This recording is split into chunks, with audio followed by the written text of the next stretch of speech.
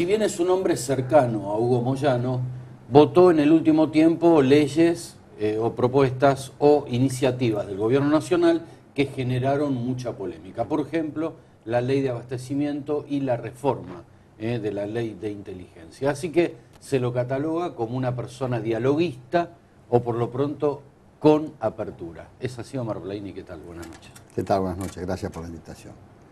Sí, en realidad uno tiene que tener también la libertad de conciencia cuando es diputado.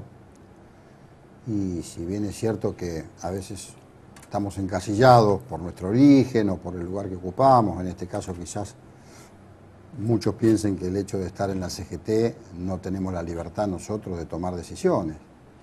Y esto habla bien también del secretario general de la CGT, que nos escucha a todos nosotros, nos deja, obviamente, y comparte con nosotros el rol que tenemos de diputados, cómo nosotros pensamos. Y en el caso concreto de las dos leyes que estamos hablando, específicamente en el caso de la ley de abastecimiento, es una ley de Perón. Mal podría estar un dirigente sindical del movimiento obrero en contra de una ley que sostuvo Perón en su momento y que reivindicó. Y quienes venimos del peronismo, esa ley obviamente que la tenemos que apoyar.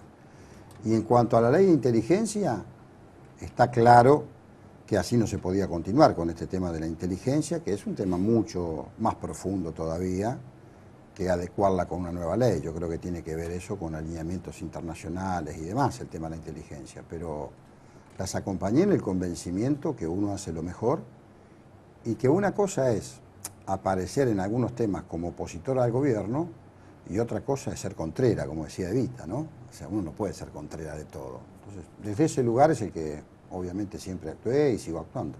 De acuerdo al formato, Omar, que hay hoy, ¿no? Social, político.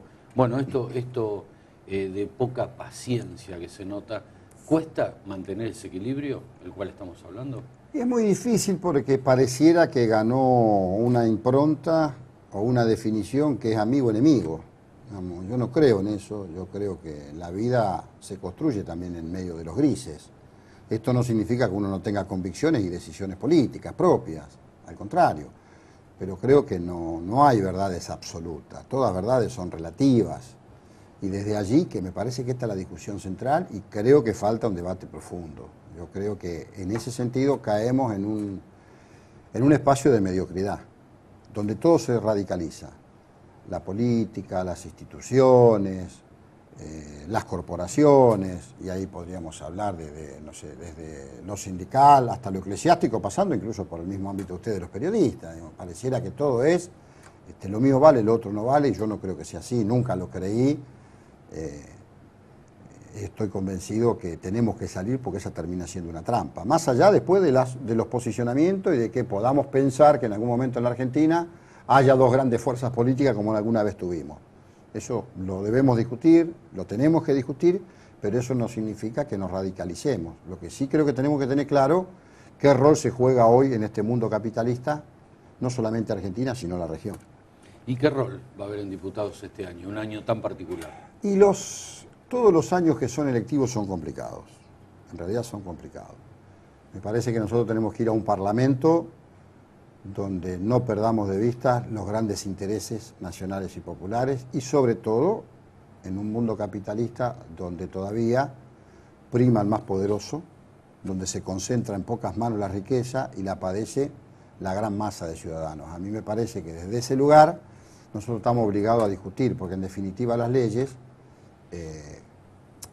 los sectores de poder concentrado tienen sus propias leyes, que es el poder mismo que le da esa concentración, mientras que los otros, los más humildes, los trabajadores, necesitan de ese instrumento, ya lo decía Scalabrini y Ortiz, necesitan del instrumento legal para poder defender esos derechos que no le otorga el que tiene poder. En eso creo que el Parlamento este año debe mínimamente tratar leyes y tratar todas las leyes, no solamente las que vienen del Ejecutivo, sino las que presentamos, todos los bloques, todos los diputados, que lamentablemente en este mecanismo de funcionamiento que tiene el Congreso, el que tiene la mayoría se lleva todo y el que tiene la minoría en general no se lleva nada.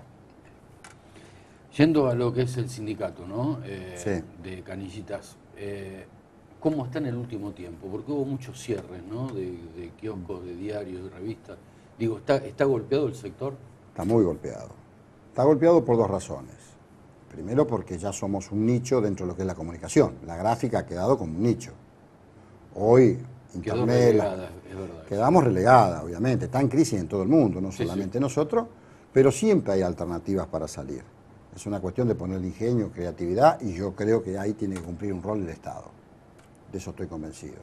Entonces, ese nicho ha hecho que quedemos reducidos en cuanto a las ventas. Si a eso le sumamos la posición dominante de los medios, como es el caso de Clarín y Nación, que afectaron ya hace, va a ser casi 15 años, que afectaron nuestros ingresos con una reducción unilateral y arbitraria de un porcentaje de lo que nosotros percibimos de ganancia por el precio de tapa, o sea, se produce una doble situación, que nos agrava y que nos hace perder un ingreso mensual muy importante que, en el caso de estos dos diarios, por las ventas que tienen hoy, no las que tuvieron otrora, que eran mucho más importantes, sobre todo en el caso de Clarín, hoy estamos hablando de una pérdida de 300 millones de pesos anuales en la zona de Capital Federal y conurbano, que dividido por 5.000 canillitas que somos, toda la zona conurbano y capital, estamos hablando de alrededor de 5.000 pesos que pierden de ingresar a los bolsillos del trabajador vendedor de diario. ¿Qué cifra, Omar? Es una cifra inmensa. Sí, sí. Multiplicarlo por 14 años y a los valores de aquel momento y a los valores y a las ventas que había en aquel momento, obviamente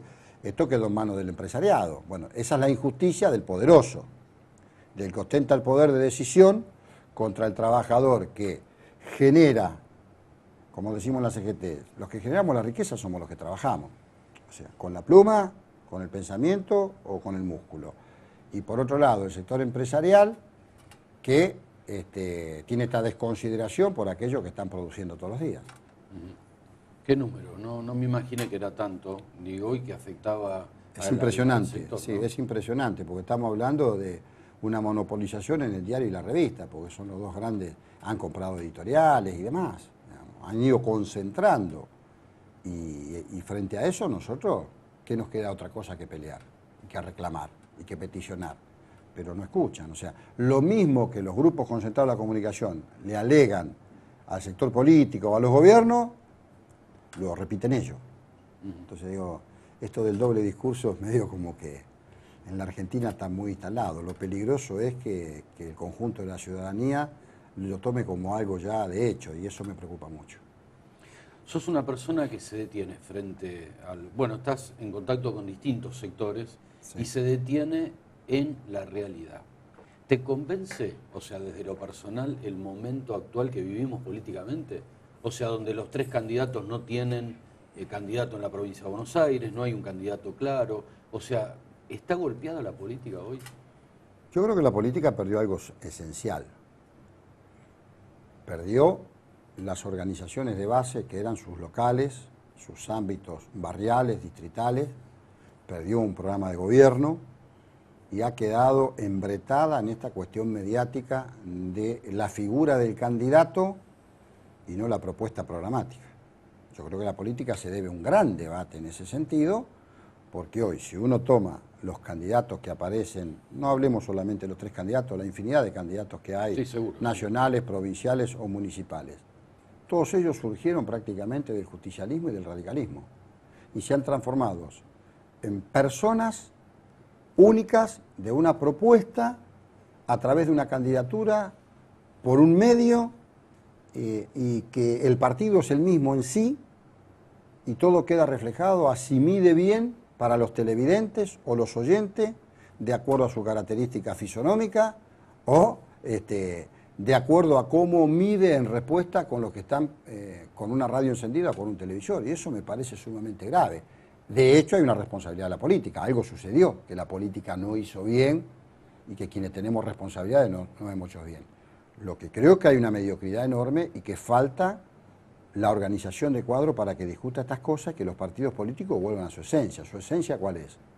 Trabajar y nutrirse en la base de esos dirigentes que se forman, que se preparan, que después son los que van a gestionar, van a administrar o van a discutir la política. Y esto me parece que la política está en una profunda crisis, obviamente, porque uno ve que aparecen candidatos incluso mediáticos que nada tienen que ver con la historia de la política. Yo no lo descalifico, pero digo, ¿puede haber excepciones? Sí, cómo no la va a haber. De hombres brillantes en otra actividad que después se transforman en grandes referentes de la política. Pero uno de pronto ve una cantidad que aparece y que después se fuman muchos de ellos, pero que todo eso genera una confusión en la ciudadanía y en el ciudadano de a pie, y eso me preocupa. Uno de los pilares, ¿no?, del Estado de Derecho, dicen, y se entiende que es así, que son partidos políticos fuertes, ¿no? Claro. Uno de los pilares. Bueno, a ver, yo estoy convencido de esto, digamos. Nosotros lo decimos siempre los que venimos del sector sindical. O sea, no hay respuesta sindical sin solución política. Lo que da respuesta es la política. Ahora, la política tiene que tener el máximo valor ético, moral, de capacidad, de inteligencia, de preparación, más allá de dónde provenga. Pero tiene que estar en condiciones de resolver la vida, en este caso, a los 40 millones de habitantes, porque seguimos viviendo en un mundo capitalista totalmente injusto. O sea, no hemos resuelto los grandes problemas centrales. De hecho, bueno, hoy se está conformando un bloque. En esta multipolaridad aparece una polaridad, porque ahora se está conformando un bloque como el BRIC, de una magnitud importante. Están hablando de un fondo monetario propio. Estamos hablando de China, de India, de Brasil, de Sudáfrica, de Rusia. Del propio Irán, del G77, de nuestro Mercosur, UNASUR o CELAC, digo. Poder que va a crecer mucho. Bueno, acá está la gran discusión. Y esto me parece que en la Argentina no se está discutiendo, porque a ver, los hechos no suceden en tu distrito o en tu país por sí mismos, suceden por las tendencias internacionales. Seguro. Y lo que no hay hoy en la política es una discusión de lo internacional. Falta en muchos sectores. Esta es la discusión que hay que dar. Y me parece que en eso estamos cayendo en un error tremendo que después lo termina pagando el hombre de a pie. Porque se cometen equivocaciones políticas que son después acciones erróneas. Yendo a otro tema, Omar, ¿dónde te va a encontrar? Bueno, ahí hay un tema que al sector lo preocupa y mucho, y por lo que están peleando, entre comillas, diríamos, sí, casi a diario, que es el impuesto a las ganancias. Yo creo que es injusto. Las alícuotas, lo que son las escalas, no se modifican hace 14 años. Es totalmente injusto que un trabajador de hoy, un trabajador calificado, si vos querés, esté en la categoría máxima del 35% de esas alícuotas que comienzan con el 9%, que termine pagando lo mismo que paga Paolo Roca de Techín. Es totalmente injusto. Ahora bien, a mí me van a decir, bueno, ¿los recursos? Bien. ¿Cómo podemos estar grabando a un empleado bancario, que es un trabajador, y no tenemos grabado el sector financiero en sus transacciones? ¿Cómo puede ser que pague un trabajador metalúrgico, camionero, textil o el sector que fuera, sí, que pague, o transportista, y no esté grabado el juego?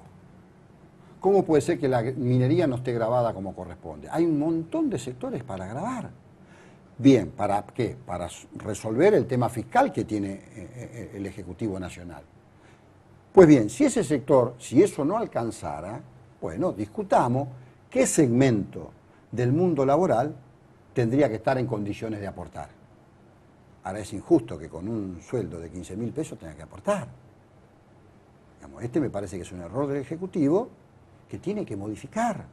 Digamos, estamos hablando de 15.000 pesos, no estamos hablando que quien gana 15.000 pesos hoy sí, sale todos los días a cenar afuera con la familia, que cambia el auto anualmente, que se va de vacaciones. No estamos hablando de eso. Digamos, porque estamos viviendo un proceso que, si bien este año ha comenzado a decrecer un poco la inflación tenemos. Y eso desarma todos los esquemas. Y lo paga el que menos ingresos tiene. Entonces, me parece que es injusto que se cobre esto que nosotros llamamos un impuesto al trabajo cuando hay sectores en la Argentina poderosísimos que no están grabados. Que falta hace una profunda, verdadera, sincera reforma fiscal, y que se viene postergando, no solo que no se hace con este gobierno, sino desde gobiernos anteriores, ¿no? Bueno, todos hablan, pero nadie hizo nada. Argentina está considerado uno de los países más regresivos en términos fiscales tributarios. Totalmente. Todavía estamos con la ley de entidades financieras de Alfredo Martínez de Oz. Que no se modificó, es verdad lo que decís. Y todavía estamos con la ley de inversiones extranjeras de la dictadura. 3 ejes centrales de cualquier proceso económico y social en un país. Y con esto no estoy haciendo una negación de todo lo que avanzó el Ejecutivo. Estoy diciendo, esta es una deuda. Y mientras esté esta deuda, la injusticia está presente. De la misma manera que tenemos que resolver, digamos, cómo registramos más trabajo y cómo evitamos el 35% de la mano de obra informal que termina siendo el ejército de reserva del empresariado, con la cual extorsiona al trabajador registrado. Bueno, estas son cuestiones de fondo que el próximo gobierno tiene que tender a resolver. Y en esto es clave el rol del movimiento sindical organizado. No podemos tener un movimiento sindical dividido y atomizado porque esto no coadyuva para que un gobierno que esté decidido a alentar que esto suceda, de la unidad sindical en función de estos objetivos, nos pueda pasar en una próxima etapa. ¿Están muy divididos hoy? Sí, hoy hay 5 sectores claramente expresados. Si a eso le sumamos sectores de grupos de izquierda que van creciendo en la fábrica, en las bases, también tienen su desarrollo. Esto tiene que ver con la falta también, y acá hago la autocrítica, la falta de discusión hacia adentro nosotros, que nos debemos mínimamente un congreso unificador de 72 horas, donde discutamos un programa. Así como alguna vez, lo digo siempre, ya un poco canso con esto, tuvimos Huerta Grande o La Falda, por citar solamente 2 de los programas que tuvieron de avanzada el movimiento obrero organizado, nosotros necesitamos discutir un programa de cara a la sociedad, a la luz del día, presentarlo al gobierno, cualquiera fuera del gobierno que tengamos en la Argentina, y decirle, señores, esto piensa el movimiento sindical organizado. Esto pensamos de la Argentina y esto pensamos de la región, porque hoy es muy difícil negociar en un mundo capitalista si vos no te unís por bloques regionales. Por supuesto. Bueno, ahora, en los bloques regionales, ¿cuál es la participación del sector del movimiento sindical y laboral dentro de nuestra UNASUR, dentro del Mercosur o dentro de la CELAC? ¿Vos lo conocés? No. O sea, hay relaciones comerciales, económicas y políticas, pero el rol del movimiento sindical, la participación que se le da, hoy es prácticamente nula. Por ahí hay una comisión, creo que la comisión número 10 en el Mercosur, pero no tiene ninguna preponderancia. Bueno, nosotros somos actores fundamentales, somos los que generamos la riqueza. Bueno, también tenemos que prepararnos para eso y dar esa discusión interna dentro del movimiento sindical y buscar la unidad. ¿La unidad para qué? La unidad para fortalecer, no para estar amontonado. O sea, y ahí es donde suelo manifestar la unidad. ¿Por qué? ¿Para qué? ¿Con cuáles objetivos? ¿Cómo aportamos nosotros al modelo de desarrollo argentino? Porque si hablamos de reconstituir la burguesía nacional y si hablamos de reindustrializar el país, no hay protagonista más importante que los trabajadores, porque no son los trabajadores que se llevan los recursos fuera del país. Generalmente lo hacen los sectores empresariales, que cuando vienen las bravas le dan la espalda también a los gobiernos, porque cuando les conviene viven de lo que se llama la teta del Estado, cuando no son privatizadores, cuando no venden las empresas y si no hacen la fácil, van a la timba del dólar.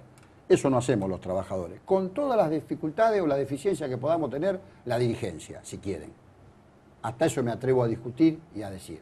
Pero no somos nosotros, no es un trabajador que se lleva los recursos a las Islas Caimán, al Uruguay o a donde quieran. Gracias, Omar Pleini. No, gracias a vos por invitarme.